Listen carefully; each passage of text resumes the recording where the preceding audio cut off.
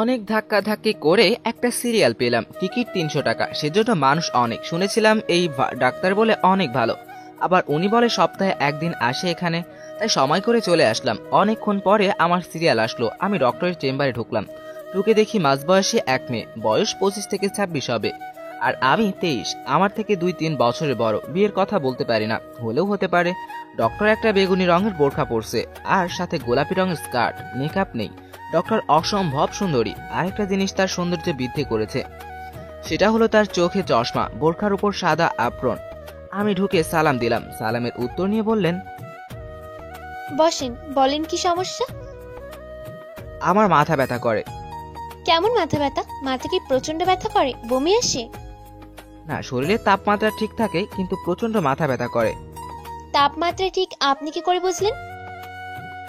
আমি ওই সামনের ম্যাচে থাকি, সাথে আমার ফ্রেন্ড থাকে। মাথা ব্যথা উঠলে তার হাতে চেক করাই তাপমাত্রা ঠিক আছে কিনা। তার মানে আপনি আনম্যারেজ? হুম। কি থেকে আপনার মাথা ব্যথা ওঠে? সে অনেক লম্বা কাহিনী। আই থিঙ্ক আপনার সে টাইম নাই। ওকে, মাথা ব্যথা কি আপনার সপ্তাহে 7 দিন ওঠে? না, 3 দিন ওঠে। এই 3 দিন আমার শরীরের উপর দিয়ে ঝড় বয়ে যায়। কাজের প্রচন্ড চাপ থাকে। আসরের পর থেকে মাথা ব্যথা শুরু হয়। মাঝে মাঝে ব্যথার কারণে চোখ কিছু দেখি না। প্লিজ ডক্টর, একটা সলিউশন দেন, না হলে কবে জানি মাথা ভারী দিয়ে ফাটিয়ে দিব। ওকে।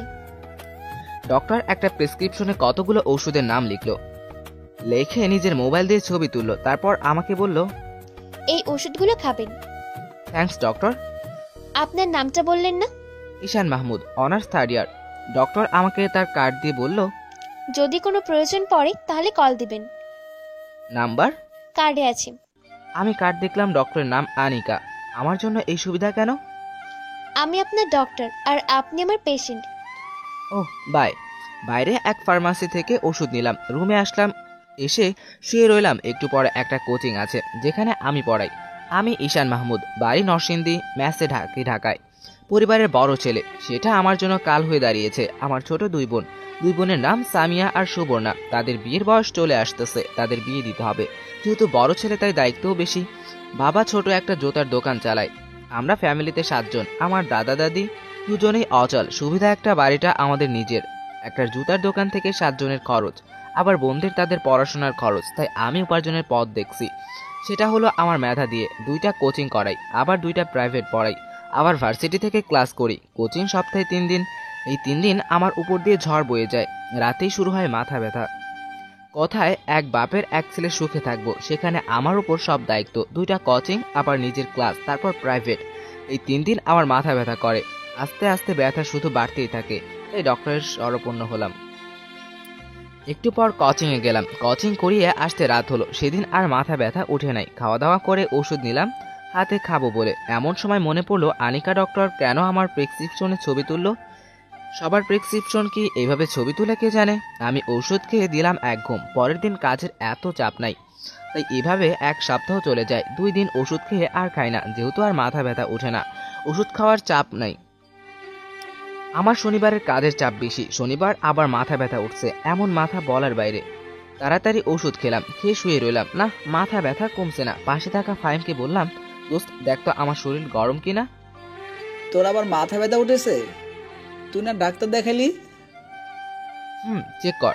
ফাহিম আমার হাত ধরে বলল, তোর শরীর একদম ঠান্ডা। ওকে, ওষুধ খাইছি, দেখি কাজ হয় কিনা। নিজে নিজে মাথা হাতাইয়া আরো 1 ঘন্টা পার করলাম। দোস্ত, মাথায় পানি দিব? আমার তো শরীর গরম না, পানি দিলে কি লাভ হবে? আচ্ছা, তাহলে ঘুমানোর চেষ্টা কর। আমার মাথা ব্যথা আর সহ্য হচ্ছে না। আমি ডক্টরের কার্ড বের করলাম, ফোন দিলাম। কতক্ষণ রিং হলো, একটু পর বলে ব্যস্ত আছে। আমি আরো 2 বার দিলাম, ব্যস্ত আছে। আরেকবার দিলাম, ওয়েটিংয়ে আছে। মেজাজটা গরম হয়ে গেল। ব্যথার কারণে ঘুম আসছে না। আমি আরো 20 মিনিট পর ফোন দিলাম, এবার ধরছে। আসসালামু আলাইকুম। ওয়ালাইকুম আসসালাম। জি, কে বলছেন? ঈশান মাহমুদ, আপনার পেশেন্ট। কোন ঈশান মাহমুদ? আমি চিনতে পারলাম না। আরে আপনাকে যে বলেছিলাম আমি ম্যাসে থাকি। সরি, চিনতে পারলাম না। আপনার সমস্যাটা বলেন। ডক্টর, আপনি আমার প্রেসক্রিপশন লিখে মোবাইল দিয়ে ছবি তুলেছিলেন। ও, মনে পড়েছে। ঈশান মাহমুদ, প্রচন্ড মাথা ব্যথা। হ্যাঁ, এখন প্রচন্ড মাথা ব্যথা করতেছে। ওষুধ খেয়েছি, কমার কোনো নাম নাই। এক কাজ করেন, আগামীকাল আমার চেম্বারে চলে আসেন। আগামীকাল আসবো না, এখন একটা ব্যবস্থা করেন। আমি একটা বড়ির নাম বলছি, এই বইটা এনে খান। ওকে। বাই। ফাহিমকে দিয়ে পাঠালাম বড়ি আনতে। বড়ি আনলে খাইলাম, এই বিছানায় শুইলাম। কখন যে ঘুমিয়ে গেলাম বলতেও পারলাম না। সকালে ফাহিমের ডাকে আমার ঘুম ভাঙলো। আমি তাকিয়ে দেখি ফাহিম রেডি হচ্ছে কলেজ যেতে। আমি বললাম, এত সকাল সকাল কোথায় যাস? তুই ঘড়ির দিকে তাকা। আমি তাকিয়ে দেখি 10টা ছুঁই ছুঁই। এতক্ষণ ঘুমাইলাম আজকে? আমি তো তোর ডাকের আশায় ঘুমাই, সকালে আমাকে ডাক দিস। আমি চিন্তা করতে লাগলাম, তাহলে কি গতকাল রাতে ডক্টর আমাকে ঘুমের বড়ি বলেছে খাওয়ার জন্য? যাই হোক, মাথাটা এখন অনেক ভালো লাগছে। Thanks doctor. আরেকটি কথা, আমার মাথায় ঘুরপাক খাচ্ছে, ডক্টর আমার প্রেসক্রিপশনে ছবি তুললো কেন? ছবি তোলার কথা শুনে সাথে সাথে আমাকে চিনে ফেলে, এমনকি আমার রোগেও বলে দিল। বুঝলাম একজন দায়িত্ববান ডক্টর। আমিও কলেজ যাব, একটু দাঁড়া। একটু পর রেডি হয়ে কলেজে গেলাম। এক ক্লাস করে আমি আর ফাহিম ক্যাম্পাসের গাছতলায় এসে বসলাম। বসে দুজনে কথা বলতেছি, এমন সময় মোবাইলে কল আসলো। দেখি বাড়ি থেকে মা। কেমন আছো বাবা? ভালো মা, তুমি কেমন আছো? আব্বার শরীরটা কেমন আছে? ভালো। শুনো না, সামিয়াকে দেখতে আসছিল, তাদের পছন্দ হয়েছে। ছেলে কি করে? ছেলে ব্যবসা করে। তোমাদের ভালো লেগেছে? যৌতুক চায় 5 লাখ। কি, এত টাকা যৌতুক? তারা কি সরাসরি বলছে? না, তারা এমন ভাবে বলেছে যেটাকে যৌতুকই বলে। এখন তোমরা কি চিন্তা করছো? আমরা তো তোর দেখেই তাকিয়ে আছি। তুমি রাতের দিকে কল দিও। আচ্ছা। আমি কল কেটে দিয়ে ফাহিমের কাছে এসে বললাম। আমাকে চিন্তিত দেখে ফাহিম বলল, কিরে দোস্ত, তোকে এরকম চিন্তিত দেখাচ্ছে কেন? সামিয়ার সম্বন্ধ আসছে, যৌতুক চায় 5 লাখ। কস কি? হুম। থাক দোস্ত, টেনশন করিস না, সবকিছু ঠিক হয়ে যাবে। বাসায় যাবি? আমার একটা প্রাইভেট আছে। না, আমি একটু লাইব্রেরিতে যাব। ওকে, আমি যাই। আমি উঠে বাসার উদ্দেশ্যে রওনা দিলাম। মনে মনে ভাবছি কি যে করি। 5 লাখ টাকা যৌতুক। সন্ধ্যাবেলা মার কাছে কি বলবো? আমার কাছে এত টাকা নাই। 3 বছর আগে ঢাকায় আসছিলাম। এই 3 বছরে অনেক কেটে কুটে 4-5 লাখ জমাইছি। কি যে করি। বাসায় আসলাম, এসে রেডি হয়ে গেলাম প্রাইভেটে। নিয়ত প্রাইভেট শেষ করে যাব ডক্টরের চেম্বারে। প্রাইভেট শেষ করে গেলাম ডক্টরের চেম্বারে। আমি উঠে বাসার উদ্দেশ্যে রওনা দিলাম। মনে মনে ভাবছি কি যে করি। 5 লাখ টাকা যৌতুক। সন্ধ্যাবেলা মার কাছে কি বলবো? আমার কাছে এত টাকাও নাই। 3 বছর আগে ঢাকায় আসছিলাম। এই 3 বছরে অনেক খেটে খুঁটে 4-5 লাখ টাকা জমাইছি। কি যে করি। বাসায় আসলাম, এসে রেডি হয়ে গেলাম প্রাইভেটে। নিয়ত প্রাইভেট শেষ করে যাব ডক্টরের চেম্বারে। প্রাইভেট শেষ করে গেলাম ডক্টরের চেম্বারে।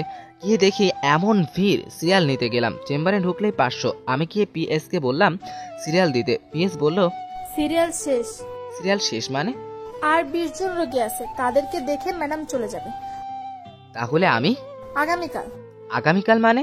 আর ভাই, একটা সিরিয়াল দেন, ম্যাডাম আমাকে চিনে। কিন্তু আমি তো চিনি না। ধুর ভাই, আপনার ভিতর কোনো মানবতা বলতে কিছুই নেই। ভাই, দিলে পরের দিন। আমার চাকরি শেষ। আপনার চাকরি শেষ হবে কেন? আমি একদিন এরকম দয়ামায়া করে একজনকে ম্যাডামের কথার বাইরে সিরিয়াল দিয়েছিলাম। তারপর আর কি, ম্যাডাম প্রচন্ড রেগে যায়। আর আমার চাকরি নট করে দেয়। পরে অনেক মিনতি করে চাকরি আবার ঠিক করি। শুনেন, ম্যাডাম প্রচন্ড জেদি, কোনো ভুল হলেই রেগে যায়। তাই আমাদের সাবধান থাকতে হয়। সেজন্য ভাই, আমি এত বড় রিস্ক নিতে পারবো না। ইটস ওকে, আগে বুঝিয়ে বলবেন না? এই বলে আমি সেখান থেকে চলে আসলাম। আর ভাবতে লাগলাম কি করা যায়। আগামীকাল আবার আসবো। আগামীকাল আসা সম্ভব নয়, কারণ আগামীকাল কোচিং আছে। যা করার আজকেই করতে হবে। ফোন দিব না, যদি রেগে যায়। এখন একটাই উপায়, সেটা হলো অপেক্ষা করা। চেম্বার থেকে বের হওয়ার সময় ধরতে হবে। কেন জানি মনে হচ্ছে ডক্টর আমাকে একটু বেশি কেয়ার করে। কেয়ারের পিছনে কি অন্য কোনো কারণ আছে? থাকলে ভালো, কারণ ডক্টরকে প্রথম দেখাতেই আমি ক্রাশ খেয়েছি। এক জায়গায় বসে অপেক্ষা করতে লাগলাম। 1-2 জন, এভাবে 10-12 জন চলে গেছে। আমার অসহ্য লাগতেছে। মনে হচ্ছে আরো 2 ঘন্টা লাগবে। আমি আর অপেক্ষা করতে পারছি না। আসরের সময় হয়ে আসছে। ভাবলাম চলে যাব। না, কেনভাবেই হার মানা যাবে না। আমি না, কোনোভাবেই হার মানবো না। আমি অপেক্ষা করতে লাগলাম। মনে হচ্ছে পৃথিবীর সবচেয়ে কঠিন কাজ হচ্ছে অপেক্ষা করা। এইদিকে ঘুম পাচ্ছে। অনেকক্ষণ অপেক্ষা করলাম। যদি সিরিয়াল পেতাম তাহলে এই 20 জনের পরে আমাকে ঢুকতে হতো। সুতরাং অপেক্ষা আমাকে করতেই হতো। অবশেষে এই 20 জন শেষ হলো। ভাবতেছি এখন ঢুকবো নাকি বের হলে ধরবো। বের হলেই ধরবো। ঠিক 20 মিনিট পর ডক্টর বের হলো। আমি সামনে গিয়ে বললাম, ম্যাডাম, আমি ঈশান মাহমুদ। এখন আর রোগী দেখা হবে না, আগামীকাল। আপনি আমাকে আগামীকাল বলেছিলেন চেম্বারে আসতে। লিসেন, সরি স্টুডেন্ট, আমি এখন আর কোনো রোগী দেখবো না, ক্লিয়ার? বলে ডক্টর চলে যাচ্ছে। আমি তো অবাক। এই ব্যবহার ডক্টরের কাছ থেকে আশা করিনি। তার আবাল মার্কা পিএস কানে কানে এসে বলল, বলছিলাম না আগামীকাল আসতে, শুধুই 4 ঘন্টা অপেক্ষা করলেন। আমার শরীরটা জেলে উঠলো ঠিকই, তো শুধু শুধু 4 ঘন্টা অপেক্ষা করলাম। ভাবছিলাম ম্যাডাম একটা ভালো মানুষ, কিন্তু এখন দেখছি সে একজন মানবতাহীন মানুষ। আর ভুলেও এই ডক্টর নাম মুখে আনবো না। যত সব ফালতু ডাক্তার, টাকার জন্য তারা সব করতে পারে। এখন যে চেম্বারে ঢুকলে যে টাকা লাগবে না, অপেক্ষার কথা বাদ দিলাম। দেশে যেমন ডক্টর একটা। এসব ভাবতে ভাবতে হসপিটাল থেকে বের হয়ে বাসায় চলে আসলাম। আসলে ফাহিম বলল, দোস্ত কোথায় ছিলি এতক্ষণ? আর বলিস না, যত সব ফালতু ডাক্তার, মানবতা বলতে কিছুই নেই। কেন যে এসব ফালতু ডক্টর দেশে জন্মায়? কি হয়েছে সেটা বল। আমি ফাহিমকে ডক্টরের কাছে যাওয়ার অপেক্ষা করে শেষ ডক্টর হৃদয় বিদারক কথাগুলো বললাম। এসব শুনে ফাহিম কতক্ষণ ডক্টরকে বকলো। আমি আর জীবনে এই ডাক্তারের নাম মুখে আনবো না। ঠিক আছে, দেশে কি ডাক্তার একটা নাকি? আমি আর ফাহিম কতক্ষণ বকে শরীরের জিদ মিটাইলাম। আসলে আমি একটা বোকা না হলে 4 ঘন্টা বসে রইলাম। একটু পর বাবার কাছে ফোন দিলাম। কেমন আছেন আব্বা? ভালো, তুই কেমন আছোস? ভালো। সকালবেলা মার সাথে কথা বলছি। আপনি কি বলেন? আমি তোর মায়ের সাথে একমত। ছেলে বলে কোন কোম্পানির সাথে শেয়ার আছে, তোর মা আর তোর বোনের বাড়ি দেখছে, তাদের পছন্দ হয়েছে। আপনি জানেন এখানে খরচ একটু বেশি হয়, আর 5 লাখ টাকা যৌতুক আমাদের জন্য অনেক বেশি হয়ে যায় না? কি করুন যাইব, এখন তো তুই দিতে পারবি। আমি 1 লাখ দিতে পারবো। বাকিগুলো? আমি এর চেয়ে বেশি দিতে পারবো না। এতদিনে আমি গাধার মতো খেটে খুঁটে যেটুকু জমাইছি সেটুকু দিয়ে দিয়েছি। না পারলে ক্ষেত বিক্রি করেন, আর যৌতুক তো পরেও দিলেও চলবে। তোর উপর চাপ দিব না, যতটুক পারিস দে। ওকে, বিয়ের তারিখ ঠিক হয়েছে? না, ঠিক আছে, করব। বিয়ের তারিখ ঠিক করে আমাকে জানায়েন। ওকে, রাখি।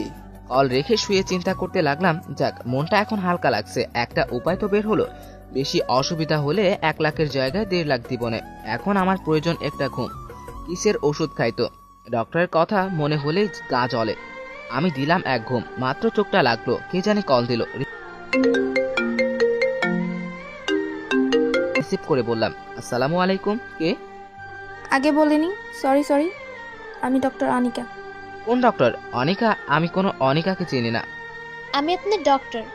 শুনেন, আমি কোনো ডক্টর দেখি নাই, আর আপনাকে আমি চিনি না। বললাম তো সরি। আমি অবাক, ডক্টর আমাকে ফোন দিয়েছে আবার আমাকে বলে সরি, ভাবতেই অবাক লাগছে।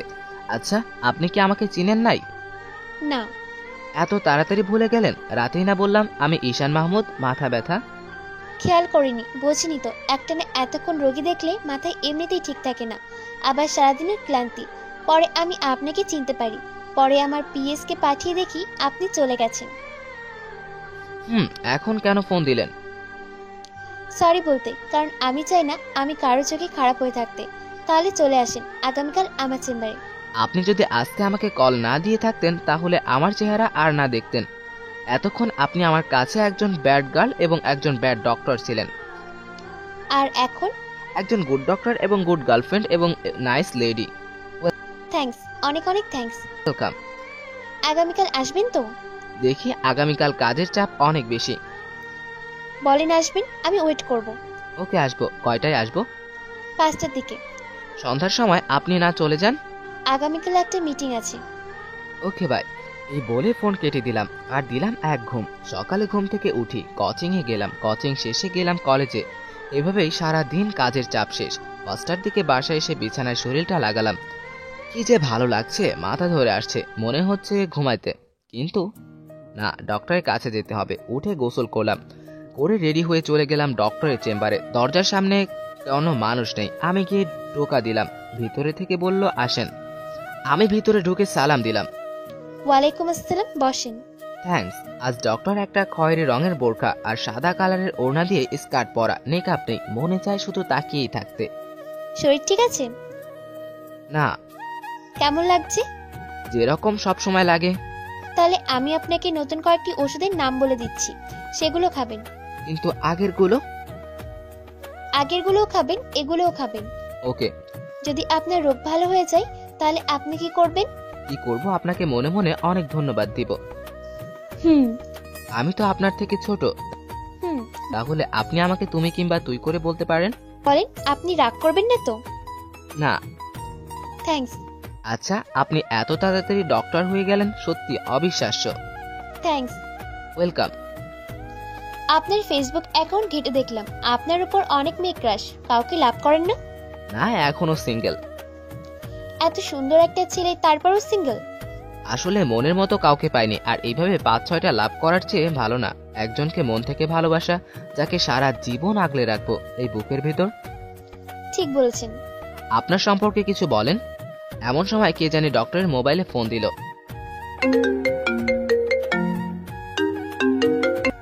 হ্যালো আশিক, কি করো? ঘুরতে আসছো? কার সাথে? বন্ধুদের সাথে? আচ্ছা, ভালো করে চিল করো। আমি চেম্বারে রোগী দেখি। Okay bye baby. আমি মনে মনে ভাবছি কে হতে পারে, বন্ধুর সাথে তো এভাবে কথা বলে না কেউ। লাস্টে বেবি বলাতে আমার সব ক্লিয়ার হয়ে যায়। ডক্টরের বয়ফ্রেন্ড, এটাই ছিল আমার কপালে। অনেক দিন পর একটা মেয়ে পছন্দ হয়েছে, তারও বলে বয়ফ্রেন্ড আছে। কে ছিল? বয়ফ্রেন্ড। ওহ, রাগ করছেন? রাগ করবো কেন? এ কি, তুমি কাঁদছো? না না, কই না তো। বেশি মাথা ব্যথা করছে? কষ্টের কথা না বলার জন্য মিথ্যা বললাম। আচ্ছা ঠিক আছে। থ্যাঙ্কস। আমি চোখ মুছে কিছুক্ষণ চুপ করে থাকলাম। আমি ডক্টরের চোখের দিকে তাকালাম, ডক্টরও আমার চোখের দিকে তাকালো। নিজের চোখে একসাথে হলো। ডক্টরের চোখ দেখে মনে হচ্ছে ডক্টর আমাকে কি যেন বলছে। সেটা কি আমাকে ভালোবাসার কথা? ডক্টর চোখ নিচে নামাচ্ছে না, এক চোখে আমার দিকে তাকিয়ে আছে। আমি চোখ সরিয়ে নিলাম। তো ডক্টর, আমি উঠি? আর একটু বসেন, আমিও বের হব। একটু পর দুজন একসাথে হসপিটাল থেকে বের হয়ে আসলাম। একটাও কথা বললাম না, কারণ তার বয়ফ্রেন্ড আছে। সে তার বয়ফ্রেন্ড নিয়ে সুখে থাকুক, আর আমি আমার রাস্তা দেখি। দুজন পাশাপাশি হাঁটছি। অনিকা বলল, আমার সম্পর্কে তো কিছু বলা হয় নাই। আরেকদিন শুনবো। ওকে। আচ্ছা ডক্টর, আপনি আমার বড়, আপনাকে অনিকা আপু বলে ডাকি, রাগ করবেন? আপু ডাকার দরকার নেই, ডক্টর বলবা। আচ্ছা, আপনার বয়ফ্রেন্ড সম্পর্কে কিছু বলেন। তার নাম আশিক, সে একটা জব করে। তার সাথে দেখা হয়েছিল আমার কানাডায়। আপনি কানাডায় গিয়েছেন? আপনারাই পেরেছেন জীবনে কিছু করতে। থ্যাঙ্কস। তাহলে আমি যাই। বাই। Good bye. আমি একটা রিক্সা ডেকে চলে আসলাম। মনে মনে একটা বোধহয় ডক্টরের সাথে শেষ দেখা। আমি বাসায় চলে আসি। এসে ফাইমের সাথে কোনো কথা না বলে ঘুমিয়ে পড়ি। অনিকা এরকম বিব্রতকর অবস্থায় আগে কখনো পড়েনি। ঈশান যে কেঁদে দিবে কে জানতো। আসলে অনিকার ঈশানকে প্রথম দেখাতে ভালো লেগেছে, কিন্তু অনিকার তো একটা বয়ফ্রেন্ড আছে। এই কথাকে অনিকা ঈশানকে কয়েকদিন পর বলতো। অনিকার নিয়ত আশিকের সাথে ব্রেকআপ করে ফেলবে, কারণ কিছুদিন আগে সানিকে অন্য এক মেয়ের সাথে দেখে ফেলে। আর কিছুদিন ধরে আশিক অনিকাকে বেশি কেয়ার করে না। তার কারণ আশিক হয়তো অনিকার চেয়ে ভালো কাউকে পেয়ে গেছে। অনিকা বাসায় আসে। অনিকারা দুই বোন। অনিকা বড়, ছোট বোনের নাম শারমিন। বাবা মা দুজনেই আছে। বাসায় এসে ফ্রেশ হয়ে খাওয়া দাওয়া করে রুমে গিয়ে আশিককে কল দিল। ব্যস্ত আছে, দুইবার ডায়াল করে ঢুকলো। কার সাথে কথা বলতেছো? আরে আমার অফিসের এক স্যারের সাথে। মিথ্যা কথা। আনিকা, তুমি আগে থেকে চেঞ্জ হয়ে গেছো। তুমি চেঞ্জ হও নাই। না। আচ্ছা, তাহলে তোমার কল লিস্টের একটা স্ক্রিনশট দাও। কোনো চালাকি করবে না, কল কাটবে না। কেন, তোমাকে আমার কল লিস্টের ছবি দিব? এই কথা দ্বারা বোঝা যায় তোমার ভিতরে সমস্যা আছে। তোমার সাথে কথা বলতে আমার ভালো লাগছে না। ভালো লাগবে কি করে? আমার থেকে ভালো কাউকে পেয়ে গেছো তো। শয়তান ফোন কেটে দিয়েছে। ব্রেকআপ করে ফেলবি, করে ফেল, ঘুরে দিচ্ছিস কেন? শারমিন ঢুকলো অনিকার রুমে, ঢুকে বলল, কাকে এভাবে গালি দিস আপু? কাউকে না। দেখ তো আপু, এই দুজন থেকে তোরে কাকে ভালো লাগে? তুই এই ছবি কোথা থেকে পেয়েছিস? তুই চিনিস? তুই কি করে চিনলি? আগে তুই বল। সে হলো ঈশান মাহমুদ, আমাদের কলেজে 3rd ইয়ারে পড়ে। অধিকাংশ মেয়েরই ক্রাশ, কিন্তু সে আবালের মতো সারাদিন কাজ করে, কোনো মেয়ের পাত্তাই দেয় না। তোর ক্রাশ? না, দেখ তার হাবাগোবা বন্ধুটার উপরে ক্রাশ খাওয়া আমি। দে তোর মোবাইলটা দে। এই বলে আনিকা শারমিনের হাত থেকে মোবাইল নিয়ে ছবিটা ভালো করে দেখতে লাগলো। ঈশান মাহমুদের উপর যতগুলো মেয়ে ক্রাশ খেয়েছে তার একটা লিস্ট আমাকে দিবি। কেন, তুইও ক্রাশ খেয়েছস? তাহলে আশিক ভাই? সে আমার পেশেন্ট। অনিচ্ছাকৃতভাবে আনিকা শারমিনের মোবাইলের উপর ছবিগুলো দেখতেছে, আর ছবির উপর আনিকার চোখ আটকে যায়। এই ছবির মধ্যে এটা কি? তুই দেখে ফেলছস তো? মানে? কয়েকদিন আগে আমরা কয়েকজন ফ্রেন্ড মিলে গিয়েছিলাম একটা রেস্টুরেন্টে। সেই রেস্টুরেন্টে আশিক ভাই আরেকটা মেয়ে বসে ডেট করছিল। সুযোগ বুঝে এই ছবিটা আমি তুলে রাখছিলাম, ভাবছিলাম তোরে দেখাবো। কিন্তু পরে ভাবলাম তুই যদি কষ্ট পাস সেজন্য আর দেখাইনি। ঠিক আছে, আমি জানতাম সে তলে তলে আর এক মেয়ের সাথে ডেট করে। তুই এই ছবিটা আমাকে দে, তার সাথে এখনই ব্রেকআপ করব। তারপর কি ঈশানের সাথে প্রেম করবি? চুপ বেয়াদব, গিয়ে পড়তে বস। উপকার করলেও দোষ কি? এই বলে শারমিন চলে গেল। আনিকা ছবিটা আশিকের কাছে টেক্সট করলো, তারপর ফোন দিল। মেয়েটাকে? কে এটা আমি জানি না।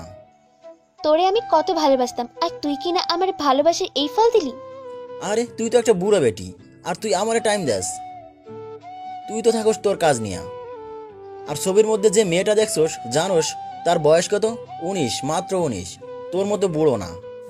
আনিকা আশিকের মুখ থেকে এসব কথা শুনে অবাক হয়ে যায় আর কাঁদতে থাকে।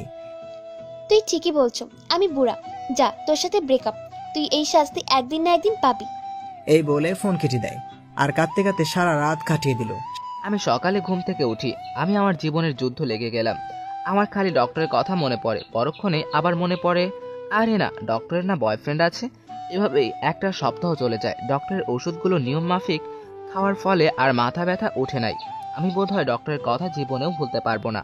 বাড়ি থেকে ফোন আসলো, সামিয়ার বিয়ের তারিখ ঠিক হয়েছে আর এক সপ্তাহ পর বিয়ে। আমি ফাহিমকে নিয়ে চলে গেলাম বাড়িতে। বিয়ে শেষ করে ঢাকায় আসতে 15 দিন লাগছে। ফাহিম আগে চলে এসেছে। পরে শেষমেশে আমার কাছ থেকে 1.5 লাখ টাকাই দিতে হলো। যৌতুক পুরোটা দেওয়া হয় নাই, জানি পরে আমাকেই দিতে হবে। আমার সামনে পরীক্ষা আসতেছে, সকল কিছু ঠিক রেখে পরীক্ষার পড়া পড়তে হবে। আমি ছাত্র হিসেবে এত খারাপ না। পরীক্ষা দিলাম, পরীক্ষা খুব ভালো হলো, রেজাল্ট ভালো আসলো। এখন একটা কোচিংয়ে একটা প্রাইভেট পড়াই, একটা প্রাইভেট ফাহিমকে দেই। আমার রেজাল্ট ভালো দেখে ফার্স্ট ইয়ারের কয়েকটা ছেলে মেয়ে এসে বলল প্রাইভেট পড়াইতে। আমি অনেককে না করি, কিন্তু কে শোনে কার কথা। শেষ পর্যন্ত আমি রাজি হতেই হলো।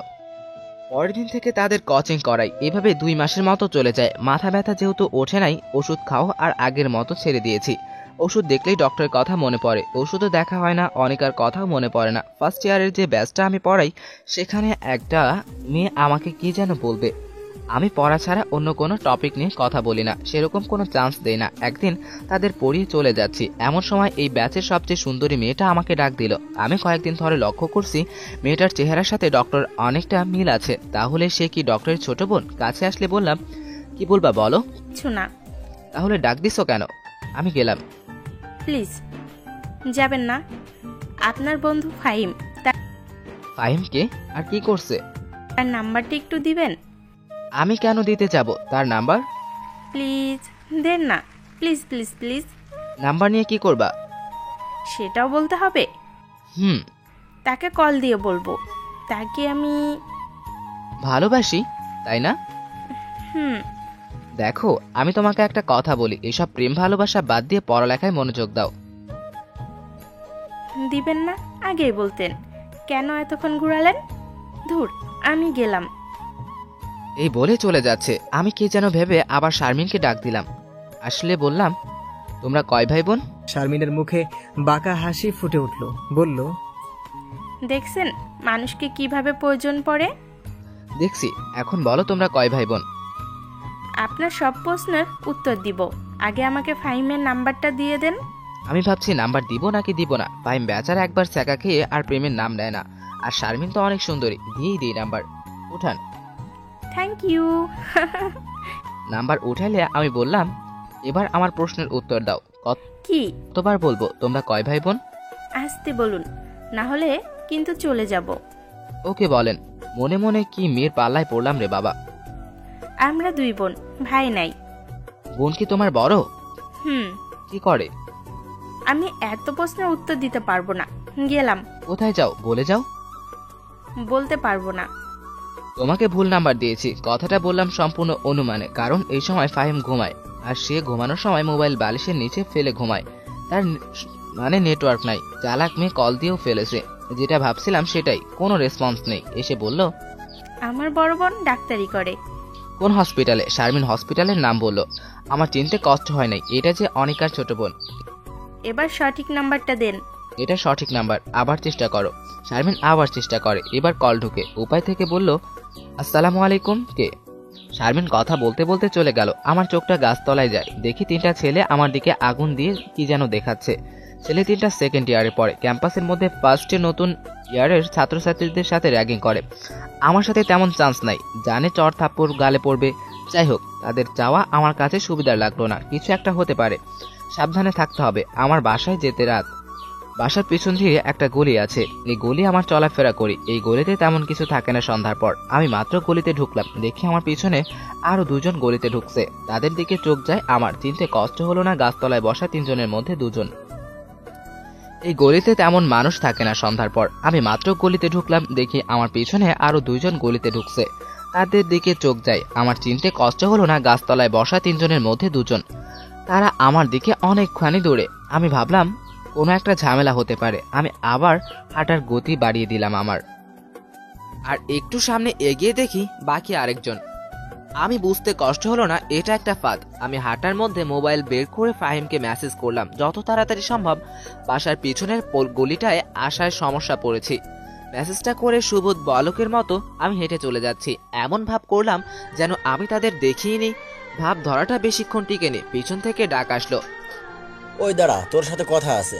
আমি না শোনার ভান করে হেঁটে চলে যাচ্ছি। ওই তোরে বলছি না দাঁড়াইতে। আমি এবারও না শোনার ভান করে হেঁটে চলেছি।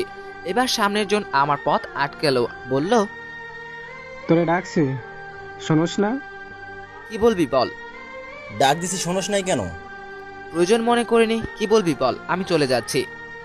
তোর যাইতে দেরি আছি, তোর সাথে আমার অনেক বোঝাপড়া আছে। আমি তোদের কোনো সমস্যা করেছি? ক্যাম্পাসের সব সুন্দরী মেয়েরা তোর পেছনে ছুটে, আজ তোর এমন অবস্থা করব যাতে কোনো মেয়ে তোর দিকে তাকাতেই লজ্জা পায়। তোর শারমিনের সাথে কি? সকালে তার সাথে হাসাহাসি করে কি কথা বলতেছ? একটা কথা ভুলে যাস না, আমি কিন্তু তোদের বড়। এখন চুপচাপ বলে যা, কোনো সমস্যা হবে না। পরে কিন্তু তোদের খবর আছে। তোকে এমন মান মারবো যাতে তুই কোনো কথাই বলতে পারিস না। তুই কি শারমিনকে পটিয়ে ফেলছিস, নাকি তোর সাথে রুম ডেট করার অফার দিছে? তুই তো রুম ডেট করতে পারবি না। আমাদের ঠিকানাটা বল, আমরা চলে যাবো নি। এই বলে তারা হাসতে লাগলো। আমার মাথায় রক্ত উঠে যাচ্ছে। তিনজনের সাথে একা পারবো না। ফাইম এখনো দেরি করছে কেন? মেসেজ দেখলে তাড়াতাড়ি আসার কথা। দেখি ওরা তিনজন থেকে একজন প্যান্টের বেল খুলছে, আর একজন একটা ছুরি বের করছে, আর আমাকে তিন দিক দিয়ে ঘিরে ধরছে। তাই দৌড় দেওয়ার কোনো চান্স পাচ্ছি না। আমি ভাবলাম দাঁড়িয়ে থেকে লাভ নাই, মায়ের শুরু করে দেই। আমাকে টিকে থাকতে হবে যতক্ষণ পর্যন্ত ফাহিম না আসে। আমি ছুরিগুলো ছেলেটাকে কানের নিচে গরম জায়গায় শরীরের যত শক্তি আছে তত শক্তি দিয়ে আঘাত করলাম। তারা হয়তো আমার কাছ থেকে এমন আঘাত আসবে কল্পনাও করেনি, তাই প্রতিঘাত করার কোনো সুযোগই পায়নি। যে জায়গায় আঘাত করেছে ঠিক সেই জায়গায় গিয়ে লাগলো। ছেলেটা ও মাগো এক চিৎকার দিয়ে নিচে পড়ে গেল। বাকি দুজন ততক্ষণে নিজেকে সতর্ক করে ফেলেছে, আর তাদের চোখ মুখে জ্বলে উঠেছে প্রতিশোধের আগুন। হাতে বেল্টওয়ালা ছেলেটা আমাকে বেল্ট দিয়ে মাথায় আঘাত করার চেষ্টা করছিল। আমিও যেহেতু সতর্ক ছিলাম তাই সাথে সাথে মাথায় নুয়ে ফেলি। আমার মাথার উপর দিয়ে চলে যায়। সে আবার নতুন করে আঘাত আনতে কিছুটা সময় লেগেছিল। ওই ফাঁকে আমি তার ঘাড়ে সজোরে আঘাত হানলাম, সব শক্তি দিয়ে। মায়ের টাল সামলাতে না পেরে সেও চিৎকার দিয়ে নিচে বসে পড়ে। এই ফাঁকে তৃতীয় জন সুযোগ পেয়ে গিয়েছিল। তৃতীয় জন আমার কোমরে দিল এক লাথি। আমি টাল সামলাতে না পারে নিচে পড়ে গেলাম। এই ফাঁকে বাকি দুইজন উঠে আমার উপর চড়াও হলো। তিনজন আমাকে এলো পাথারে লাথি মারছে আর বলছে, মার শালারে মার। শালায় কি ঘুষি দিল, ঘাড়িয়ে লড়াইতে পারতেছি না। কথা বলছে আর মারছে। আমি হাত দিয়ে প্রতিরক্ষা করছি। আমার নাক দিয়ে ব্লিডিং হচ্ছে, মুখের কয়েক জায়গায় কেটে যাচ্ছে, অনবরত রক্তে পড়ছে।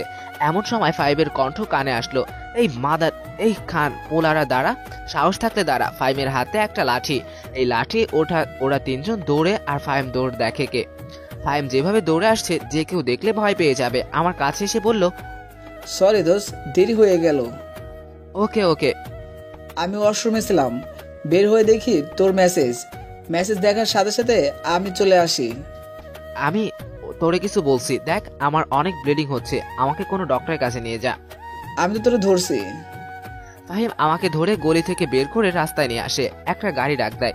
আমি গাড়িতে উঠি। আমার নাক দিয়ে রক্ত বের হচ্ছে, মুখের কয়েক জায়গায় কেটে গেছে, পিঠে একটু বেশি ব্যথা করছে। হাত দিয়ে দেখি অনেক রক্ত, বুঝলাম ছুরি দিয়ে আঘাত করছে, অনেক ব্লিডিং হচ্ছে, তাই আমি জ্ঞান হারাই। আনিকা আশিকের সাথে ব্রেকআপ করার পর একা হয়ে গেছে। প্রতি রাতে কোনো জানি ঈশানের কথা মনে পড়ে। চেম্বারে ঈশান আর আসে না, কারণ হয়তো ঈশানের রোগ ভালো হয়ে গেছে। আনিকা কোনোভাবেই ঈশানকে ভুলতে পারছে না। আনিকার খালি ঈশানের কান্নার কথা মনে পড়ে আর ফুপিয়ে কেঁদে ওঠে। সব সময় আনিকা নিজেই বলে, সান্ত্বনা দেয়, ঈশান তুই তো আমার ভালোবাসতো, আমি জানি তুই একদিন আসবি। আসলে যে ঈশানকে করবে অনিকা, সেটা অনিকাই জানে। এভাবে অনিকার 2 মাস চলে যায়। ঈশানের কোনো দেখা নাই। বাড়ি থেকে বিয়ের কথা বলছে, ভালো এক সম্বন্ধ আসছে, বলছে বিয়ে করার জন্য। অনিকা এই বাহানা সেই বাহানা দিয়ে দেরি করছে। শেষমেশ অনিকা নিজেকে সিদ্ধান্ত নিল নিজেই ঈশানের সাথে দেখা করবে আর নিজের ভালোবাসার কথা বলবে। এই দিনরাত অনিকার রুম শারমিন এসে নাচতে থাকে খুশিতে। এদিকে অনিকা টেনশনে বাঁচে না, আর নিজের বোন কিনা নাচে। দিল এক ধমক, শারমিনের মুখটা কালো হয়ে যায়। ধমকের কারণে শারমিন কেঁদে দেয়, কাঁদতে কাঁদতে চলে যাচ্ছে আর বলতে লাগলো, আপু তুই না অনেক খারাপ। আমি টেনশনে বাঁচি না, আব্বা আম্মা বিয়ের জন্য চাপ দিচ্ছে, আর তুই কিনা খুশিতে নাচোস। যা, তোর সাথে আমি আর কথাই বলবো না। ব্যাপারটা ছিল ঈশানকে নিয়ে। এই বলে শারমিন সেখান থেকে চলে আসলো। আনিকা ঈশানের নাম শুনে আটকে যায়। ঈশানের ব্যাপারে কি বলবে শারমিন? পরক্ষণে মনে পড়লো, আরে ঈশান আর শারমিন তো একই কলেজে পড়ে, নিশ্চয়ই কিছু একটা হয়েছে। শারমিন যেহেতু খুশিতে নাচছে, তাহলে নিশ্চয়ই ভালো খবর। এসব চিন্তা করে শারমিনকে ডাক দিল। 5-6টা ডাক দিলেও শুনুনি, তার মানে অনেক রাগ করছে। আনিকা জানে শারমিনের রাগ ভাঙানো এত সহজ না। আনিকা ভাবতে লাগলো কি করে রাগ ভাঙানো যায়। এখন একটা উপায়, তার পছন্দের খাবার বানানো। আনিকার যতটুকু মনে পড়ে শারমিনের পছন্দের খাবার পিৎজা। কিছু করার নেই, পিৎজার অর্ডার দিয়ে দিল। পিৎজা আসলে পিৎজা নিয়ে আনিকা শারমিনের রুমে গেল। গিয়ে দেখে শারমিন শুয়ে আছে। আনিকা গিয়ে শারমিনের সাথে মজা করা শুরু করলো। বলে আমার গুলুগুলু আপুটা রাগ করছে। কোথায় রাগ করেছে, গালে নাকি মুখে? দেখ তোর জন্য কি আনছি। যা, তোর সাথে কোনো কথাই নাই। ওকে, তাহলে পিৎজাটা আমি একাই খাই। কি, তুই পিৎজা আনছস? শুয়া থেকে উঠে বসলো। দে আপু দে। তোর রাগ ভাঙছে? তারপর 2 বোন মিলে পিৎজা খেতে লাগলো। অনিকা জিজ্ঞেস করলো, ঈশানের ব্যাপারে কি যেন বলছিলি? আমি জানি তুই এই প্রশ্নটা করবি, কারণ তুই আরো আগেই ঈশানের উপর ক্রাশ খাইছস। খাইছি, এখন বল। শারমিন ঈশানের কাছে প্রাইভেট পড়া। সকলের সব কথা অনিকাকে বলল শারমিন। এক পর্যায়ে অনিকার মুখে উজ্জ্বল হয়ে যায়, কারণ ঈশান কারো প্রেমে পড়ে নাই। আর শারমিনের বোনের সম্পর্কে অনেক কিছু জিজ্ঞাসা করায় বুঝতে পারলো এখনো অনিকাকে ভালোবাসে। তার মানে ঈশানের কাছে গেলে হতাশ হবে না। খুশিতে অনিকা শারমিনকে নিয়ে নাচতে থাকে। অনিকা ফাহিমের কথা শুনে বলল, আগে পড়াশোনায় মনোযোগ দে, প্রেম ভালোবাসা পরও করতে পারবি। ধুর আপু, তুই আর ঈশান ভাই সম্পূর্ণ এক হলে ভালো। এই বলে নাচতে অনিকা নিজের রুমে চলে যায়। গিয়ে শুয়ে ঘুমিয়ে পড়লো। শারমিন ভাবছে আমি প্রেম করলে তুই জানবি কোথা থেকে। শারমিনও ঘুমিয়ে পড়লো। এই বলে নাচতে অনিকা নিজের রুমে চলে গেল। গিয়ে শুয়ে ঘুমিয়ে পড়লো। শারমিন ভাবছে আমি প্রেম করলে তুমি জানবা কোথা থেকে। শারমিনও ঘুমিয়ে পড়লো। আমি চোখ খুলে দেখি হাসপাতালের বিছানায় শুয়ে আছি। চোখ খুললে ফাহিম কাছে আসলো, বলল, কেমন লাগছে? ভালো। এখন বল, কে কে তোরে মারছে? নাম জানি না, তবে কলেজের 2nd ইয়ারে পড়ে। 2nd ইয়ারের ছেলেরা তোরে মারছে? তুই কি করেছিস? না, তোর জন্যই তো আমি মাইর খেলাম। আমার জন্য মানে? তোর উপর ক্রাশ খাওয়া মেয়েটা শারমিন, তার জন্য। ওই যে শারমিন সকালে যে ফোন দিয়েছিল? তার সাথে কথা বলছি দেখে শালার পুতেরা আসছে আমারে মারতে। তুই কোনো টেনশন করিস না, শারমিনকেও দেখে নিব, ওই শালাকেও দেখে নিব। এক নার্স এসে বলল, আপনাদেরকে বেড ছেড়ে দিতে হবে। কেন? কারণ এখানে অন্য রোগী আসবে। কেন? আমরা তো সিটের ভাড়া দেব। তাহলে উপরতলার উন্নত মানের বেডে যান। একদিনের ভাড়া 10,000 টাকা। মানে কিছু না, আপনাদের এই বেড ছেড়ে দিতে হবে, বাস শেষ। ওকে ফাহিম, আমি ঠিক আছি, ছেড়ে দিচ্ছি। আপনার ব্যবহার ভালো লাগলো না। কি করবেন? যত সব ফালতু, কোথা থেকে যে আসে এগুলো হসপিটালে, ছোট লোকের বাচ্চা। ফাহিমের এমনই মাথা গরম, একে আমাকে মারছে। এরপর এই নার্সের এসব কথা শুনে রেগে উঠে যায়। ফাহিম কেন চিন্তা না করেই গেছে চট দিতে। আমার এক হাত খালি আছিল, সাথে সাথে ধরে ফাহিমকে বাইরে নিয়ে আসি। বললাম, এই নার্সকে পরে দেখে নিব। তুই আমার ধরলি কেন? চর দিয়ে সব দাঁতগুলো ফেলে দিতাম। দেখ বিল কত হয়েছে, আমি এখানে বসি। এতক্ষণ আমার হসপিটালটা ভালো করে দেখা হয়নি। হসপিটালের এদিক ওদিক তাকিয়ে আমার চোখ বড় হয়ে যায়। আরে এ তো অনিকা, যে হসপিটালে কাজ করে এটা তো সেই হসপিটাল। এই করিডর পার হলেই তো অনিকা বসে আছে চেম্বারে, এত কাছে বসে আছে আমার ভালোবাসা। মন চাচ্ছে উড়াল দিয়ে চলে যেতাম তার কাছে, কিন্তু গেলে কি লাভ হবে, তার তো বয়ফ্রেন্ড আছে। আচ্ছা গেলে তো অসুবিধা নেই, কেন জানি মন চাচ্ছে অনিকাকে এক নজর দেখতে, সম্ভবত ভালোবাসি সে কারণে। ফাহিম এসে বলল, দোষ বিল 10,000 টাকা। এই তো টাকা। কি করলো? একটু পিঠে সেলাই করলো আর মুখে ওয়াশ করে ব্যান্ডেজ করে বেঁধে দিল। সামান্য এতটুকু কাজের জন্য এত টাকা হয় কি করে? আমি এরকমই প্রশ্ন করেছিলাম, তারা বলে তবে ইনজেকশন দিয়েছে সেগুলো নাকি অনেক দামি। ঠিক আছে, দেখি কি করা যায়। তুই এক কাজ কর, যে নার্স আমাদের সাথে খারাপ ব্যবহার করছে তার নামটা জেনে আয়। তুই দাঁড়া, একটু পরে এসে বললাম। তানহা? নার্সের তানহা? তানহা নামটা সুন্দর, কিন্তু একটা ডাইনি। আমি এক জায়গায় যাব, তুই আমাকে হেল্প কর। কোথায় যাবি? আমাকে ধর, তোকে বলি। আমি যে মাথা ব্যথার জন্য ডক্টর দেখিয়েছিলাম সেই ডক্টর চেম্বার একটু সামনে, তার কাছে যাচ্ছি। কিন্তু তার কাছে গিয়ে কি লাভ হবে? জানি কোনো লাভ হবে না। আর এই ডক্টরকে আমি 2 মাস আগে ভালোবেসেছিলাম। এত কাছে যেহেতু তাই এক নজর দেখেই যাই। ওকে যা। আর শোন, এই ডক্টরের বোনের নাম শারমিন। কি কস? ওই দেখ ডক্টরের চেম্বার, আমি যাই। কতক্ষণ লাগবে? জানি না। এই বলে আমি অনিকার চেম্বারের সামনে চলে আসি। তার এই পিএস এসে বলল, এখন কোনো রোগী দেখা হবে না। ম্যাডামকে বলেন ঈশান মাহমুদ আসছে। পিএস ভিতরে চলে যায়, একটু পর ফিরে এসে বলল ভিতরে যেতে। আমি ভিতরে ঢুকলাম, দেখি ডক্টর উল্টো দিকে চেয়ার ঘুরিয়ে বসে আছে। আমাকে মুখ দেখাবেন না, যেটার জন্য এত কষ্ট করে আমি এখানে আসলাম, দেখাবেন না তাহলে ভিতরে আসতে বললেন কেন? আমি চলে যাচ্ছি এই বলে বসা থেকে উঠলাম। দেখি ডক্টর তার চশমাটা রেখে সোজা হেঁটে আমার কাছে চলে আসে। এসে কোনো কথা না বলে আমার মাথায় ধরে সোজা তার নরম গোলাপি ঠোঁট দুটো আমার ঠোঁটে লাগিয়ে দেয়। আমি এর জন্য প্রস্তুত ছিলাম না। 30 সেকেন্ড পর ছেড়ে দিল। সে চোখ বন্ধ করে রাখছে। এটা কি ছিল জানি না। এবার আমি তার পিছনে কোমরে হাত রেখে টান দিয়ে আমার একেবারে কাছে এনে আমি নতুন করে আমার ঠোঁট তার ঠোঁটে লাগিয়ে দেই। এবার আমরা দুজন একে অন্যের ঠোঁটের স্বাদ উপভোগ করলাম টানা 2 মিনিট। আমি আস্তে আস্তে তার কোমর সরে দেই। ডক্টর আস্তে আস্তে নর্মাল হয়, আমার কাছ থেকে একটু সরে চোখ খোলে, একটা মুস্কি হাসি দেয়। এত ভালোবাসা, এত আকাঙ্ক্ষা, এসব এতদিন কোথায় রেখেছিলে? জানি না। আমি আস্তে আস্তে চেয়ারে বসি। ডক্টর এখনো পুরো শরীরে তাকায়নি, তাকিয়ে অবাক হয়ে যায়। এসব কি? তোমার শরীরে কি করে হয়েছে এগুলো? বলে, এত উত্তেজিত হওয়ার কোনো কারণ নেই, আমি ঠিক আছি। কোথায় তুমি ঠিক? পিঠে ব্যান্ডেজ, মাথায় ব্যান্ডেজ, হাতে ব্যান্ডেজ। অনিকা উঠে এসে আমার শরীর দেখতে লাগলো, দেখে বলল, তোমার মনে হয় 3-4 জন মিলে গণধোলাই দিছে। কি করে হলো সব, খুলে বলো। আমি অনিকাকে রাতের ঘটনা, হাসপাতালে আসা এবং সবশেষে নার্সের কথাটা বললাম। নার্সের কথা শুনে অনিকা রেগে যায়, বলে, তুমি একটু বসো, আমি সব ঠিক করে দিয়ে আসছি। সব ঠিক আছে, তোমাকে কিছু ওষুধ লিখে দিচ্ছি, সেগুলো খাইবা আর পুরো 2 সপ্তাহ রেস্ট থাকবা। এতদিন রেস্টে থাকতে পারবো না। কেন? শুনো, আমি 2টা কোচিং, একটা প্রাইভেট পড়াই। আমি যদি 2 সপ্তাহ এসব বন্ধ রাখি তাহলে আমার অনেক ক্ষতি হয়ে যাবে। কি ক্ষতি?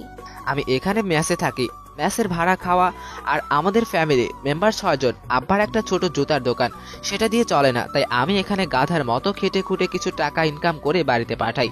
এখন যদি 2 সপ্তাহ সব বন্ধ রাখি তাহলে কি অবস্থা হবে? অনিকা উঠে আমার কাছে এসে বসলো, বসে আমার হাত ধরলো। ঈশান, তোমার সমস্যা আমার সমস্যা। আমি তোমাকে ভালোবাসি, তুমি বাসো না?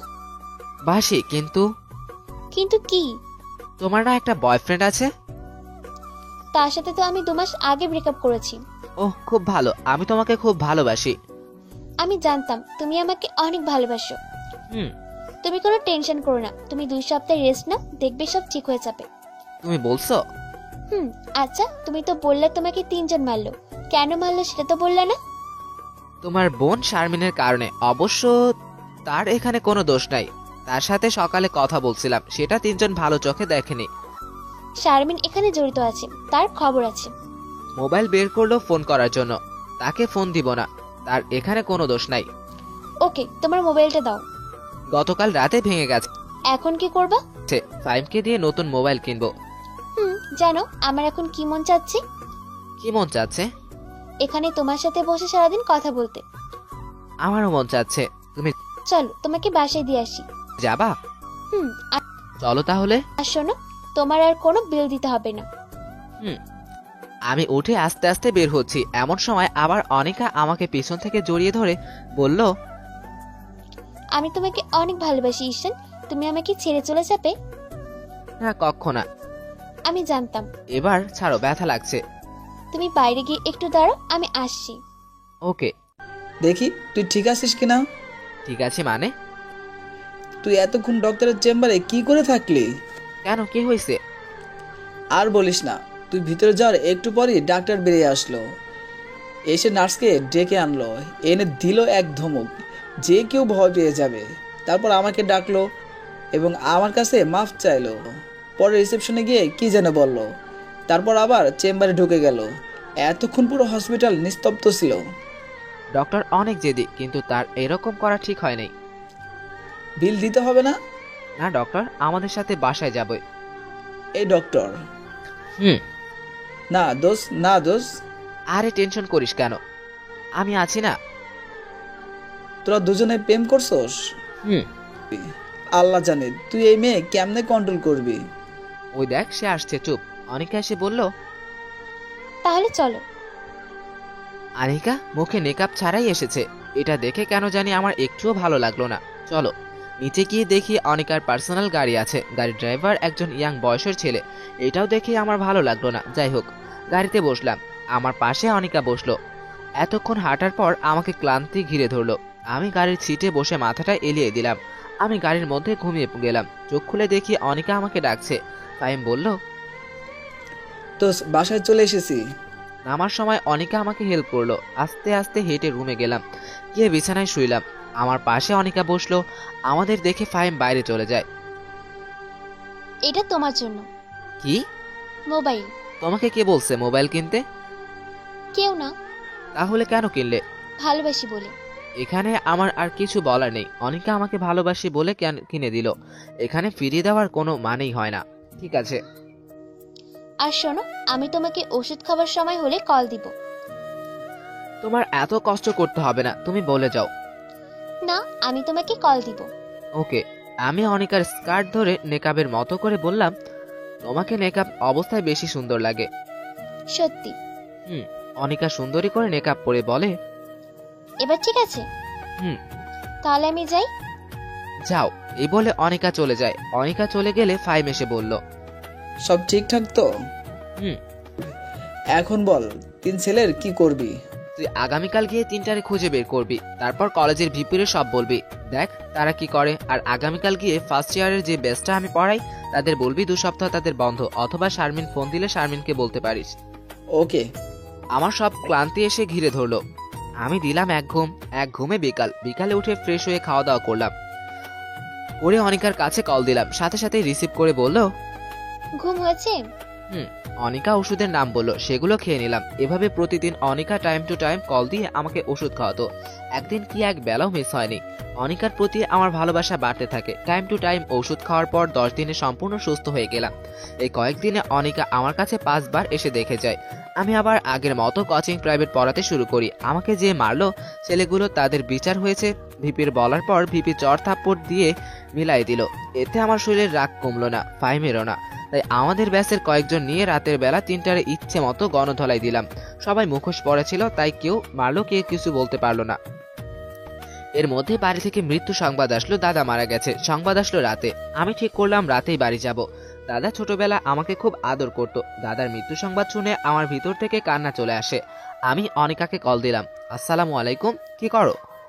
কিছু না, শুয়ে আছি। আমার দাদা মারা গেছে, আমি গ্রামের বাড়ি যাচ্ছি। কেঁদো না, মানুষকে তো একদিন মরতেই হবে। তুমি এখন কোথায় আছো? বাসায় রেডি হচ্ছি, ফাইম যাবে আমার সাথে। তুমি একটু ওয়েট করো, আমি আসছি। তোমার আশা লাগবে না, আমি তোমাকে পরে ফোন দিব। ঈশান, তুমি একটু দাঁড়াও, আমি আসছি। এই বলে আনিকা ফোন কেটে দিল। আমি আর ফাহিম রাস্তায় গিয়ে অপেক্ষা করতে লাগলাম। একটু পর আনিকার গাড়ি আসলো। আনিকা গাড়ি থেকে নেমে এসে আমাকে জড়িয়ে ধরলো, আমিও জড়িয়ে ধরলাম। আনিকা বোরখাও পরে নাই, স্কার্টও বাঁধে নাই, ওড়না পেঁচিয়ে চলে আসছে। ফাহিম আনিকাকে এই অবস্থায় দেখে সাথে সাথে মুখ ঘুরিয়ে নেয়। আনিকার এই কাজটা আমার একটুও ভালো লাগলো না। ভাবলাম পরে এই বিষয়ে কথা বলবো। আমি ছেড়ে দিয়ে বললো, তুমি কোনো টেনশন করো না। তুমি কতদিন থাকবা? জানি না। ওকে, তাহলে কিন্তু কল দিবা। ওকে, তাহলে যাই।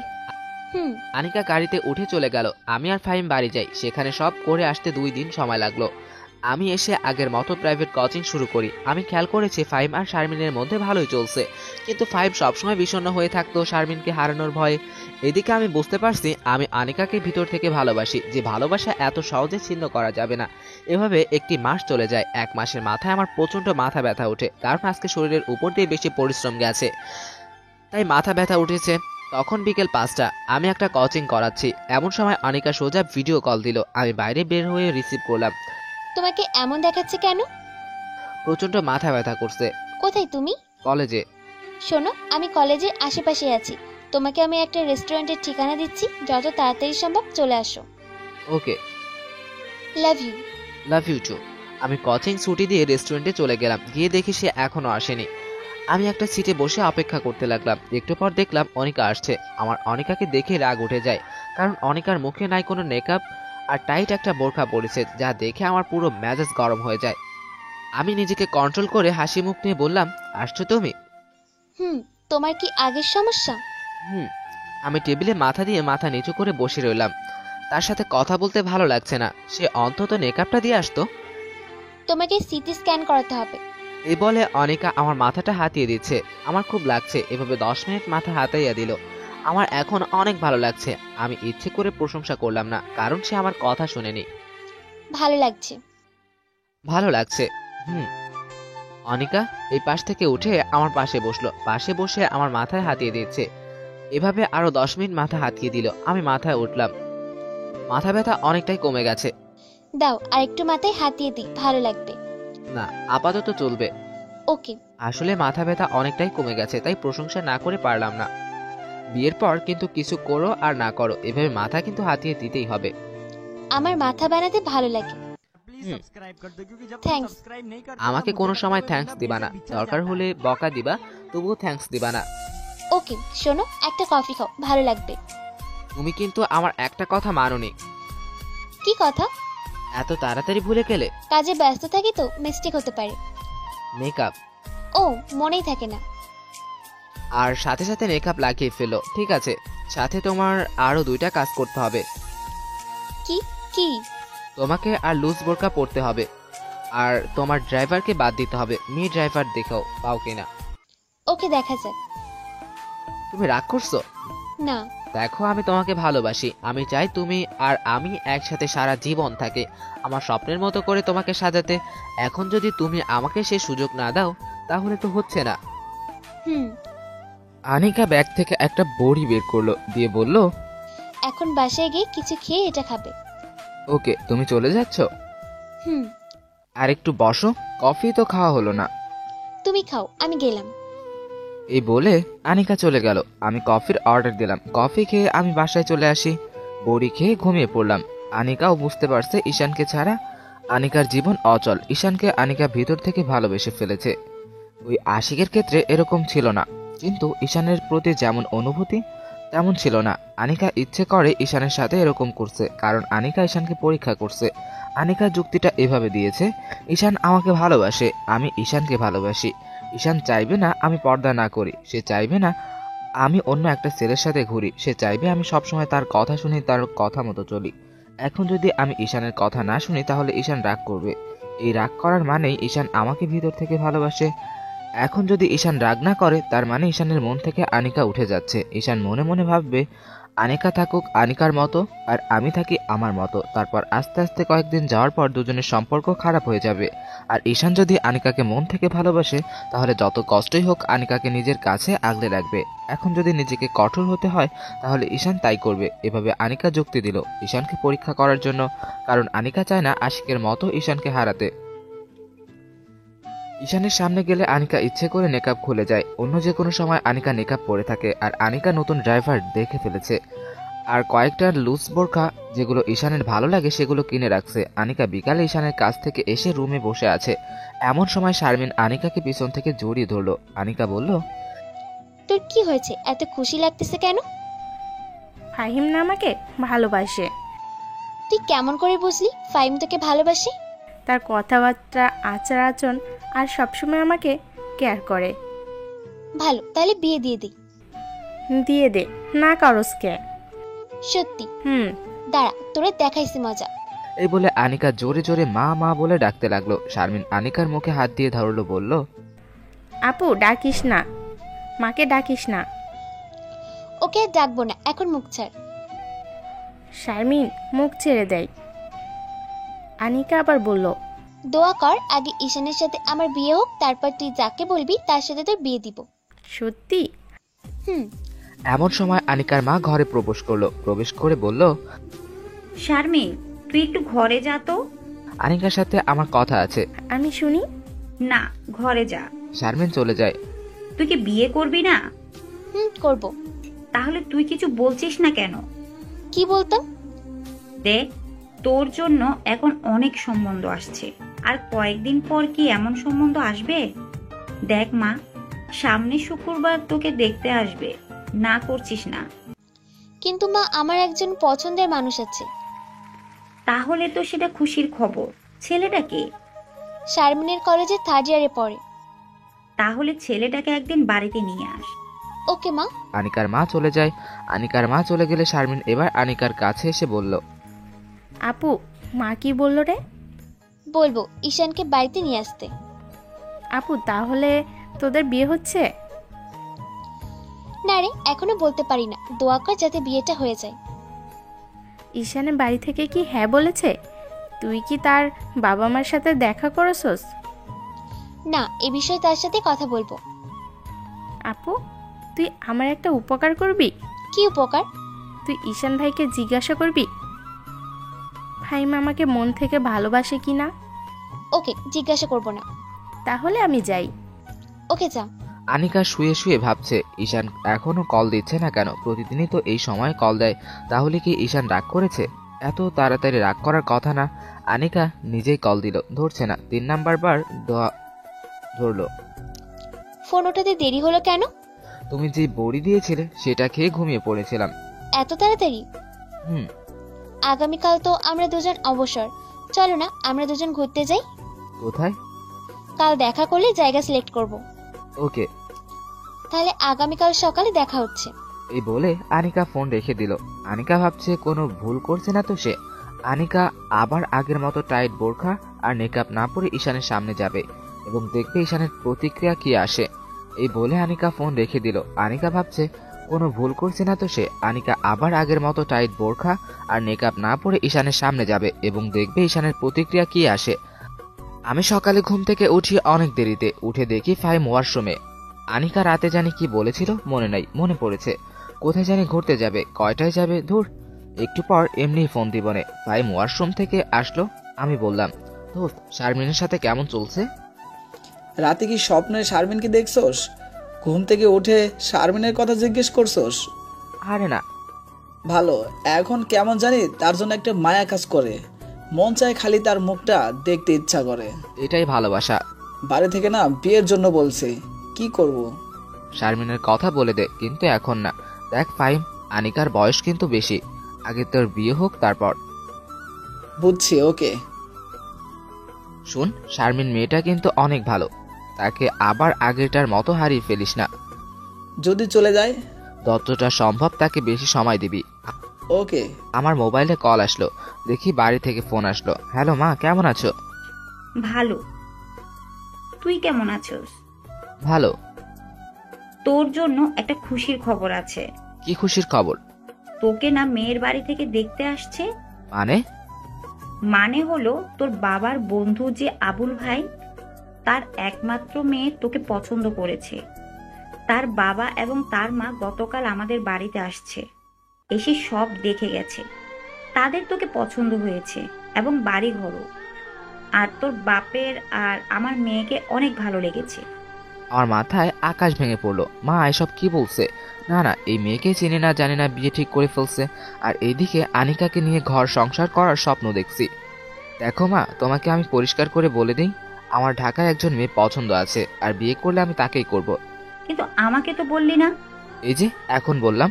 সেটা তোর বাপ যে বলেছে বিয়ে দিলে তোকে এই মেয়ের সাথেই বিয়ে দিবে।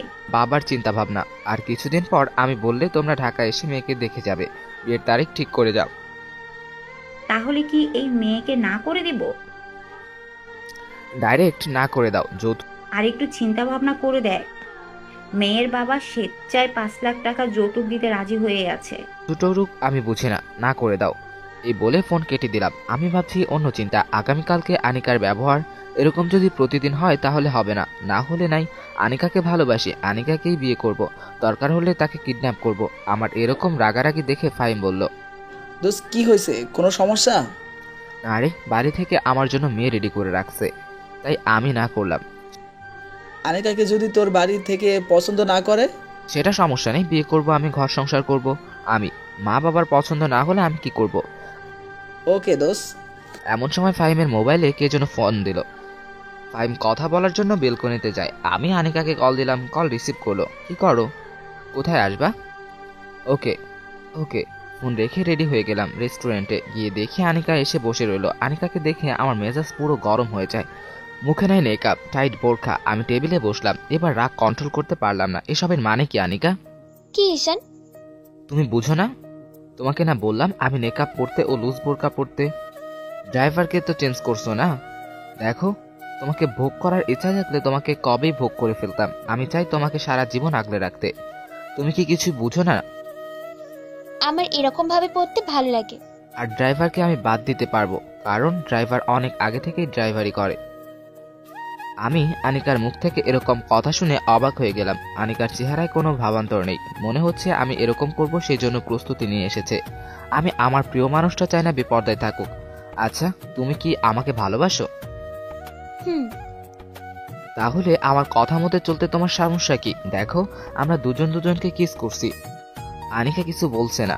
আমি মনে মনে বলছি মাপ চেয়ে ফেলো, তাইলেই তো সব ঝামেলা শেষ হয়ে যায়। কিন্তু আনিকা কিছু বলছে না। আমি আবার বললাম, তাহলে তুমি থাকো তোমার মতো আর আমি থাকি আমার মতো, এখানেই শেষ। এই বলে আমি চলে আসলাম।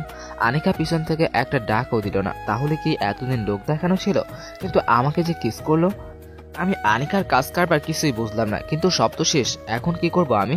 কি করব আমি? তাকে ছাড়া থাকবো কিভাবে? আমি এটা কি করলাম? না না, ঠিক আছে, আমার কথা মতো না চললে এরকমই হবে। ধুর, কি করব? মাফ চাইবো গিয়ে? না, মাফ চাইবো না, হার মানবো না। সে কি আমাকে ভালোবাসে না? তাহলে এতদিন এসব কি ছিল? আমার অবাক লাগছে। এতদিন তো যেভাবে চলছে মনে হয়েছে সে আমাকে ছাড়া বাঁচবে না। এখন বাড়িতে কি বলবো? এসব ভাবতে ভাবতে বাসায় চলে আসি হেঁটে। অনেক কষ্টে দিনটা কাটালাম। সারাদিন অনিকা কল দিল না। আমি অনিকার কলের অপেক্ষায় বসে আছি। সে কল দিয়ে মাপ চাইলেও তো হয়ে যায়। এভাবে একটা সপ্তাহ চলে যায়। আমি কিছুই বুঝলাম না একটা সপ্তাহ আমার কিভাবে যে গেল সেটা একমাত্র আল্লাহই জানে। আমি আর আনিকাকে ছাড়া পারছি না, তাই ঠিক করলাম আনিকার চেম্বারে গিয়ে নিজেই মাপ চাইবো। সেদিন ছিল শনিবার। আমি কলেজে বিকালের দিকে কোচিং করিয়ে আনিকার চেম্বারের উদ্দেশ্যে রওনা দিলাম। এমন সময় কোথা থেকে জানি এক মেয়ে এসে আমার পথ আটকালো। মেকআপ ডাকা মুখ, লুজ বোরখা, মনে হচ্ছে পর্দাশীল কোনো মেয়ে। আমি বললাম, কে আপনি? আমার পথ ছাড়েন। আমি গলার স্বর শুনে চিনতে পারলাম আনিকা। তাহলে সে আমার কথা মতো চলছে। যাক, আমি হার মানলাম না, আনিকার হার মানলো। মনে মনে ইয়েস, আমি জিতে গেছি। আনিকার সাথে একটু মজা করা যাক। সরি, কে আপনি? আপনাকে চিনতে পারলাম না। আমি আনিকা। ওহ ডক্টর, আপনি কেমন আছেন? কি মনে করে? কি জানবো? সরি আনিকা, তুমি দেরি করে ফেলছো। আমার একটা গার্লফ্রেন্ড আছে। আনিকা রেখে গিয়ে আমার শার্টের কলার ধরে বলল, কোনটা তোর গার্লফ্রেন্ড দেখাম, তাকে এখানে আন। আমি বুঝতে পারলাম আনিকা অনেক রেগে গেছে। আমি দূরের একটা মেয়েকে দেখিয়ে দিয়ে বললাম, ওইটা আমার মিষ্টি সুইট গার্লফ্রেন্ড। তোর গার্লফ্রেন্ড দেখুক আমি তার বয়ফ্রেন্ডকে কি করি। এই বলে আনিকা তার মেকআপ নিচে নামিয়ে সোজা আমাকে লিপ কিস করে বসলো। আর আমি আর আনিকা 30 সেকেন্ড এভাবে ছিলাম। কলেজের সবাই আমাদের দিকে হা করে তাকিয়ে আছে, যেন কলেজের সবাই 30 সেকেন্ডের একটা লাইভ দেখলো। এটা কি করলে তুমি? সারা জীবনের জন্য তোকে আমার করে নিলাম। আমি তো সারা জীবন তোমারই ছিলাম। তাহলে আমি জানি গত এক সপ্তাহে সব কি ছিল?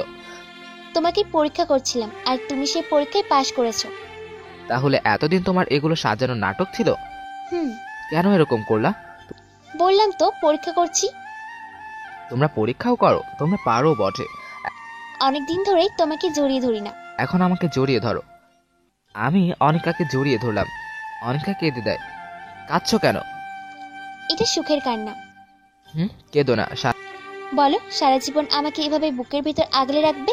সারা জীবন তোমাকে এভাবে বুকের ভিতর আগলে রাখবো। আনিকা আস্তে আস্তে আমাকে ছেড়ে দেয়। চলো এখন তোমাকে আমার বাড়িতে নিয়ে যাব। আজ না, অন্যদিন। এখন তুমি আমার সাথে যাবা। ওকে। তারপর দুজনের হাত ধরে কলেজ থেকে বাইরে বেরিয়ে আসলাম। এসে দুজন একটা রিকশায় উঠলাম। রিক্সা গিয়ে তাদের বাড়ির সামনে নামলো। রিক্সায় যতক্ষণ ছিলাম অনিকা আমার হাত শক্ত করে ধরে রাখলো। আনিকা আমাকে বাড়িতে নিয়ে যায়, নিয়ে ড্রয়িং রুমে বসিয়ে বলল, তুমি বসো। না না, তুমি আমাকে ছেড়ে যেও না। তুমি বসো। ঈশান, এটা আমাদের বাসা, এখানে ভয় পাওয়ার কি আছে? তবুও তুমি আমার সাথে থাকো। ওকে। আনিকা জোরে শারমিন বলে ডাক দিল। শারমিন আমাকে নিচে দেখে এসে বলল, ঈশান ভাই, আপনি আপনি আমাদের বাসায়? বিশ্বাসই হচ্ছে না। বিশ্বাস হবেও না। তুই তোর ভাইয়ের সাথে থাক, তোর ভাই ভয় পাচ্ছে। আমি ড্রেস চেঞ্জ করে আসি। ভাই, আপনি না একটা ভীতু। তাহলে ফাহিম হলো ভীতু ডিম। ফাহিমকে বলেছেন কেন? সে তো অনেক সাহসী। সাহসী না, পুরোই আস্ত একটা ভীতু। ভালো হচ্ছে না কিন্তু ভাইয়া। ভীতু বললাম আমি আপনাকে, আর আপনি বললেন ফাহিমকে। তাহলে তুমিও ভীতু? না না না। তাহলে কে? আনিকা? আপনি ভীতু। মা এসে বলল, কে ভীতু? আন্টি ফাহিম। না না, আমি ভীতু। ফাহিম কে? কেউ না। আন্টি আসসালামু আলাইকুম, কেমন আছেন? আমি দাঁড়িয়ে বললাম, ওয়ালাইকুম আসসালাম। ভালো, তুমি কেমন আছো বাবা? ভালো। যা তো আনিকা, কে বললো ঈশানের জন্য খাবার নিয়ে আসতে? শারমিন চলে গেল। আনিকার মা বলল, বাবা শোনো, তোমাকে কিছু কথা বলি। আনিকাকে তুমি কন্ট্রোল রাখতে পারবা। এই মেয়ে কিন্তু অনেক জেদি। তোমাকে পেয়ে আমরা অনেক খুশি। আনিকাকে অনেক ছেলে দেখতে আসছে, কাউকে সে পছন্দ করেনি, অবশেষে তোমাকে সে পছন্দ করেছে। তোমাকে পেয়ে আমরা অনেক খুশি। থ্যাঙ্কস। এখন বলো, তোমার বাবা মাকে কবে নিয়ে আসবা? আনিকার সাথে কথা বলে নেই। ওকে, তোমার আঙ্কেল বাহিরে গেছে, তুমি কি করো? তোমার বাবা কি করে? ছোট একটা জুতার দোকানে চালায়, পড়ালেখা। তুমি তাকে এখন বিয়ে করতে চাচ্ছ? সেটা আনিকার উপর নির্ভর করছে।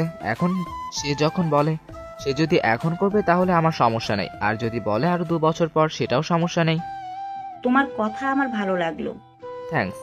আনিকা খাবার নিয়ে আসলো। আনিকা নতুন কাপড় পরলো। সে যে কাপড় পরুক না কেন, আনিকাকে অনেক সুন্দরী দেখায়। আনিকা আমার সামনে খাবার দিল। আনিকার মা বলল, তাহলে তারা দুজন সিদ্ধান্ত নেয় কি করবি। ওকে, তুমি যাও। তোমাকে তো দারুণ সুন্দরী দেখাচ্ছে। সত্যি, তোমার এই ড্রেস ভালো লাগছে। তুমি যেই ড্রেস পরো না কেন, তোমাকে আমার কাছে ভালো লাগে। থ্যাঙ্কস বলবো, শুধু বলবো আমি তোমাকে ভালোবাসি। আমি জানি। এখন বলো, মার সাথে তোমার কি কথা হয়েছে? বলছে তোমাকে এখন বিয়ে করব না, পরে। তুমি কি বলো? সেটা তোমার উপর নির্ভর করছে। দেখো, আমার এখন কোনো স্থায়ী উপার্জনের পথ নেই। সেটা হতে আরো কমপক্ষে 2 থেকে 3 বছর লাগবে। তুমি যদি চাও তাহলে 3 বছর পরে বিয়ে করতে আমার কোনো অসুবিধা নেই। সেটা এখন তোমার উপর। অনিকা কিছু বলছে না, মনে হচ্ছে ভাবনায় ডুবে আছে। কিছুক্ষণ পর বলল, আচ্ছা শোনো, তুমি আমাকে এই 2 মাসের ভিতর বিয়ে করবা। কিভাবে করবা জানি না। যদি বাড়ি থেকে রাজি না হয় তাহলে পালিয়ে বিয়ে করবা। সত্যি বলছো? তোমার কোনো কাজ করতে হবে না, তুমি শুধু আমার পাশে থাকবা। ওকে, এখন বলো কবে বাবা মাকে নিয়ে আসবো? আগামী সপ্তাহে নিয়ে আসো। ওকে, দেখা যাক। তাহলে আমি উঠি? আমার রুমটা দেখে যাও। না, আরেকদিন দেখবো। না না, এখন চলো। আনিকা আমার হাত ধরে টানতে টানতে নিয়ে গেল তার রুমে। আমি আনিকার রুম থেকে অবাক হয়ে যাই। আনিকা আমার হাত ধরে টানতে টানতে নিয়ে গেল তার রুমে। আমিও আনিকার রুম দেখে অবাক হয়ে যাই। রুম কি সুন্দর করে সাজানো, যেন এখানে কোনো রানী থাকে। তুমি তো আমার রানী। কিন্তু না, শারমিন এসে সব ফাঁস করে দিল। ভাই, অবাক হবেন না। আপনি আসবেন দেখে আপু রুম পরিষ্কার করছে। আপু যেভাবে থাকে আপনি দেখলে বমি করে দিবেন। ওয়াক তু বলে এক দৌড়। আমি আনিকার দিকে তাকালাম। আনিকা আমার দিকে তাকালো। আনিকা বলল, সারাদিন তো কাজে ব্যস্ত থাকি, তাই এত পরিষ্কার করতে পারি না। তুমি যে আমার জন্য এত কষ্ট করে রুম ঠিক করছো, এতেই আমি খুশি। থ্যাঙ্কস। ওকে, তাহলে আমি যাই। আমি আনিকার মার সাথে দেখা করে বাসায় আসলাম। এসে বাড়িতে কল দিলাম। আসসালামু আলাইকুম, কেমন আছো মা? ভালো, তুই কেমন? হ্যাঁ। ওকে, শুক্রবার দুপুরের দিকে আসবা। তুই এই মেয়েকেই বিয়ে করবি? আচ্ছা, আমরা আসবো। আমি ফোন কেটে দিলাম। এভাবে একটা সপ্তাহ চলে যায়। 1 সপ্তাহে আমার 3 বছরের ইনকাম হাতে আসলো। দেখি মাত্র 2.5 লাখ টাকা। একেবারে হতাশ হলাম। সব আমি আমার ফ্যামিলিকে দিলাম। যাই হোক, ফ্যামিলি মানে আমি, তাদের সুখ মানে আমার সুখ। এখন নিজের জন্য কিছুই নেই। হায়রে কপাল, ফ্যামিলিকে না দিয়ে যদি সব আমার হাতে থাকতো তাহলে হয়তো 10 থেকে 15 লাখ টাকা থাকতো। কেননা আমি গাধার মতো খাটছি আমার পরিবারের জন্য। যাই হোক, তারা আমার মা বাবা। সেদিন ছিল শুক্রবার, দুপুরের দিকে তারা আছে। আসছে মা বাবা, ছোট বোন যেটার এখনো বিয়ে হয় নাই, আর এক চাচা চাচি আসছে। আমি তাদের আনিকার বাড়িতে নিয়ে গেলাম। এতক্ষণ মা আর বাবা আমাকে অনেক কথা বলে তাদের পছন্দ করা মেয়েকে বিয়ে করতে, কিন্তু কে শুনে কার কথা। আনিকার বাবা মা এসে তাদের ভিতরে নিয়ে যায়। আমি আমার ছোট বোন সুবর্ণাকে নিয়ে আনিকার রুমে যাই। গিয়ে দেখি আনিকা আর শারমিন বসে আছে। আমি সুবর্ণার সাথে শারমিনকে আর আনিকাকে পরিচয় করিয়ে দিলাম। শারমিন আর সুবর্ণা সেম বয়সের। আমি বললাম, শারমিন তুমি সুবর্ণাকে বাড়িটা একটু দেখাও। ওকে সুবর্ণা, চলো। তারা দুজন বাইরে। আমি বললাম আনিকাকে, আনিকা তোমাকে কিছু কথা বলি, মন দিয়ে শোনো। বলো। আমার কেমন জানি ভয় করছে। দেখো, আমি আমার মা বাবার পছন্দের মেয়েকে বিয়ে করছি না, তাই তারা তোমার অনেক দোষ ধরবে, বিশেষ করে তোমার বয়স বেশি সেই জন্য। কিন্তু তুমি ঘাবড়ে যাবে না, সবসময় আমি তোমার পাশে আছি। আমি আনিকার হাত ধরলাম। এই 2 হাত কোনোভাবেই ছিন্ন হবে না মৃত্যুর আগ পর্যন্ত। আমি জানি, কিন্তু এখন আমার ভয় করছে।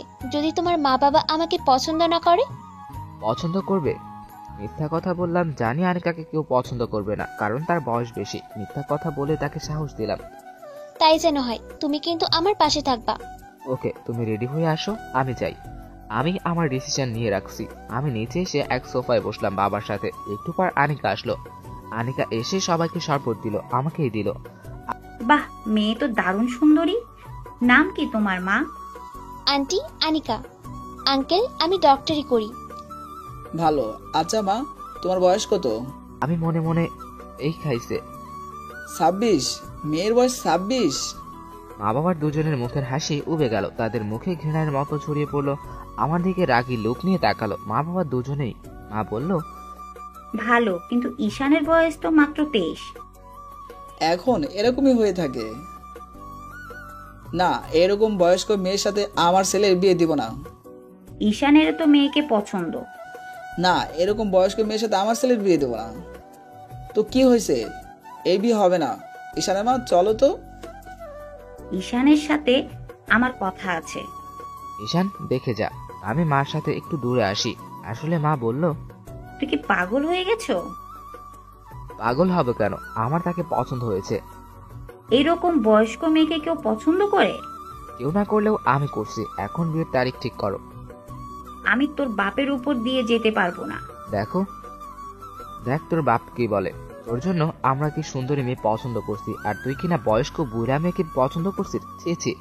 হ্যাঁ, আমি করছি। এখন বাপকে বলো বিয়ের তারিখ ঠিক করতে। দেখ তোর বাপে কি কয়, আমি কিছু জানি না। এসে দেখি বাবা উঠে চলে গেছে। আমি বুঝতে পারলাম আনিকা কান্না করছে। আমি আর মা বাইরে গিয়ে দেখি বাবা রেগে বসে আছে। আমি আর কিছু বললাম না। সুবর্ণা এতক্ষণে আসলো শারমিনের কাছ থেকে। বুঝলাম তাদের দুজনের বন্ধুত্ব হয়ে গেছে। সুবর্ণা বাবার মুখের দিকে আর কিছুই বলে না, চুপচাপ গাড়িতে গিয়ে বসে। কোনো কথা না বলে তারা চলে যায়। আমিও বাসায় চলে আসি। কি করব বুঝতে পারছি না। কোনো মতে রাতটা কাটলাম। সকালে মার কাছে ফোন দিলাম। বাবা কিছু বলছে? না, তোর সাথে কোনোভাবেই এই মেয়ের দিবে না। সমাজের লোকেরা কি বলবে? মা, আমি এখন বাচ্চা না। সমাজের মানুষ কি বলবে না বলবে সেটা দিয়ে আমি কি করব? বাবাকে পাশে আছে। আছে। লাউড স্পিকারে দাও। দিছি। বাবার যদি মন চায় ছেলের বউকে বরণ করে ঘরে তুলতে, তাহলে আমি এখন নাম্বার দিচ্ছি। এখনই ফোন করে বিয়ের তারিখ ঠিক করতে। আর যদি না করে তাহলে বিয়ে করে বাড়িতে আসলে কিছু যেন না বলতে পারে। আমি আবার আধ ঘন্টা পরে ফোন দিলাম মার কাছে। বাবা বলছে, বল। না, তুই যদি এই মেয়েকে বাড়িতে নিয়ে আসিস তাহলে তোকে মেরে হাত পা ভেঙে ফেলবো। ওকে, দেখা যাবে। এই বলে আমি ফোন রেখে দিলাম। আমি আমার সিদ্ধান্ত নিয়ে নিলাম, আগামী সপ্তাহে আমরা বিয়ে করব। ভাবলাম আনিকাকে বাড়িতে নিয়ে গেলে কেউ দেখতে পারবে না, মা বাবা দেখতে পারবে না, পাড়া প্রতিবেশীরাও তারা কথা বলবে। আনিকাকে সেখানে নিয়ে গেলে শুধুই কাঁদবে। তাই আমি ঠিক করলাম যে বাসায় থাকি সে বাসার উপরতলা ভাড়া নিব। যে টাকা আছে সেখান থেকে ফার্নিচার কিনবো। কোনো আয়োজন না করে বিয়ে করে ফেলবো। এটাই আমার পরিকল্পনা। আমি চলে গেলাম আনিকার বাড়িতে। আমি আনিকার রুমে গেলাম। গিয়ে দেখি বেচারি কেঁদে কেঁদে শেষ। আমি আসলে সাথে আমাকে জড়িয়ে ধরে বলে, তুমি আসছো? আমি তো ভাবছিলাম তুমিও চলে গেছো। তোমাকে ছাড়া আমি যেতে পারি? এখন কি করবা? আমার মাথায় একটা পরিকল্পনা আছে। আমি আনিকাকে আমার পরিকল্পনার কথা বললাম। আনিকার মুখ উজ্জ্বল হয়ে যায়। চলো বাসা দেখব। আনিকা রেডি হয়ে আমার সাথে বাসায় এসে বাসা দেখে। আনিকার পছন্দ হয়েছে। এখন আমি আস্তে আস্তে ফার্নিচার ওঠাতে থাকি। মোটামুটি একটা সংসারে যা লাগে সব উঠালাম। এমনইভাবে এক সপ্তাহ চলে গেল। দিনটি ছিল শুক্রবার। আমি রুমে আগে থেকে সাজিয়ে রাখি। আমি আর ফাহিম দুপুরের পরে তাদের বাড়ি যাই। গিয়ে ভালোভাবে আমাদের বিয়ে সম্পন্ন হয়। আনিকার মা বাবা দুজনেই কৃতজ্ঞতায় মাথা নুইয়ে পড়ে আমার প্রতি। তারা বলে তারা জীবনে আমার মতো ছেলে দেখে নাই। ফাহিমকে সাক্ষী রেখেছি, আমি আজ রাতে তার সেই রূপের ভিতর হারিয়ে যাব। আমি আনিকাকে নিয়ে বাসায় আসি। ফাহিম সুন্দর করে আমার বাসর ঘর সাজায়। যেহেতু আমার শরীরের উপর দিয়ে আজ অনেক ধকল গেছে, তাই আমার পুরনো রোগ মাথা ব্যথা করতেছে।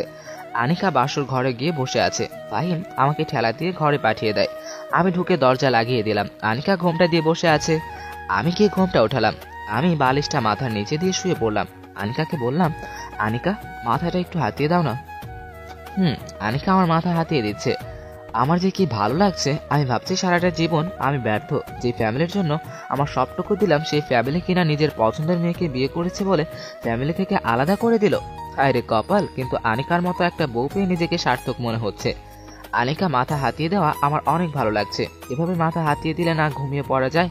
ঘুমিয়ে গেলাম একেবারে সকালে। ফুরফুরে মেজাজ নিয়ে ঘুম থেকে উঠলাম। আনিকা রুম ঝাড়ু দিচ্ছে। মুখের দিকে তাকিয়ে বুঝতে পারলাম মুখে তার অতৃপ্তির হাসি। আমি আনিকাকে পিছন থেকে জড়িয়ে ধরে ঘাড়ে কিস করতে থাকি। আনিকা উপভোগ করতে থাকে। আমি ঘাড়ে কিস করতে করতে ঠোঁটে গেলাম। এবার দুজনকে লিপ কিস করতে করতে আনিকা আমাকে বিছানায় ফেলে দিল। পরে কি হলো বুঝতেই পারছেন। এভাবে ভালোই চলছিল আমাদের সংসার। মাঝে মাঝে ঝগড়া হতো, কিন্তু দিন শেষে আমরা দুজন একই সাথে একই বিছানায়। আমাদের টাকা নিয়ে কোনো সমস্যা হয় নাই। 1 মাসের ভিতর আনিকা ফ্ল্যাটে পুরোটা ফার্নিচার দিয়ে ভরে ফেলে, কারণ সংসারটা তার। আনিকা ডাক্তারি করে সংসার চালাইতো। আমি প্রাইভেট কোচিং করিয়ে বাড়িতে টাকা পাঠাই। যাই হোক, তারা আমার মা বাবা ঠিকই। তারা 2 বছর আগে আমার একটা চাকরি হয়। তখন আনিকা প্রেগনেন্ট। আমাদের একটা মেয়েও হয়। তখন বাড়ি থেকে সবাই দেখতে আসে এবং আনিকার কাছে ক্ষমা চায়। আমি বুঝতে পারছি, দেখতেছি তারা আমাকে ছাড়া অচল, তাই তারা গ্রহণ করে নিল। পরে ফাহিম আর শারমিনের বিয়ে ধুমধাম ভাবে হয়ে যায়।